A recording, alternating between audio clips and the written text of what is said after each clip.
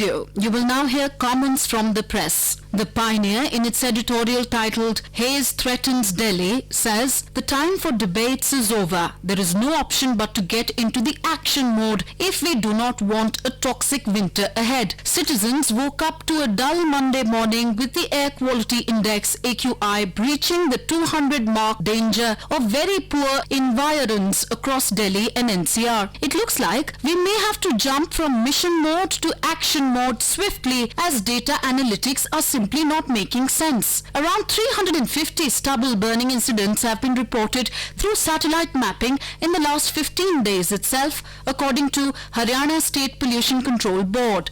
The smoke from crop residue is expected to make up 6% of the city's pollutant load. This even before Diwali. Beyond the immediate repercussions of burning paddy, other sources include pollution from vehicles, industries, diesel gensets, open waste burning, and above all, soil and road dust, all of which contribute in small and greater proportions to exacerbate particulate matter PM, nitrogen oxides, sulfur dioxide, and carbon monoxide level in the air.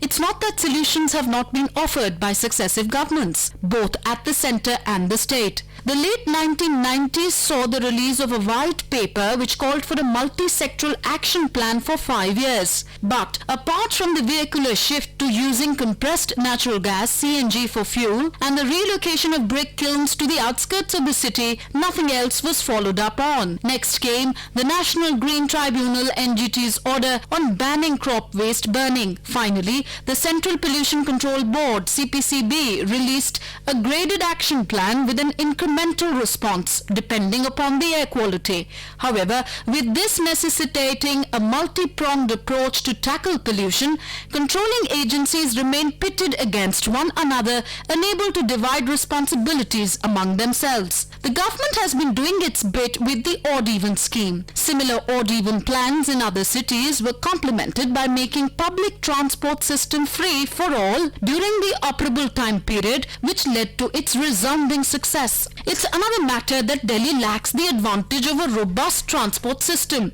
Its current fleet of buses and other forms of transport like the metro are inadequate for the commuting traffic. Besides, Delhi still has a problem of proximity to industrial units that have to be shut down should the situation get out of hand. The Economic Times, in its editorial titled Bravo, Banerjee, Duflo and Kremer, writes, Nobel goes to their experiments with poverty.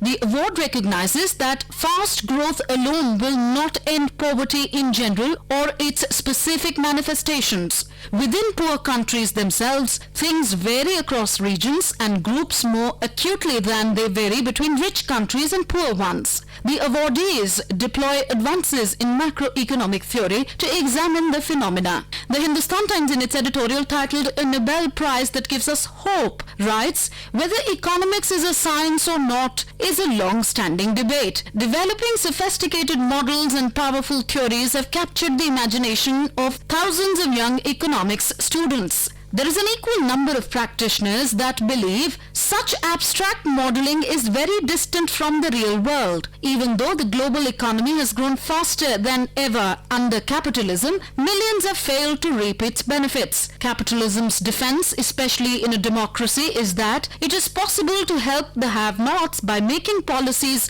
directed towards them. Many such policies have been made and implemented, yet poverty persists. What's to blame?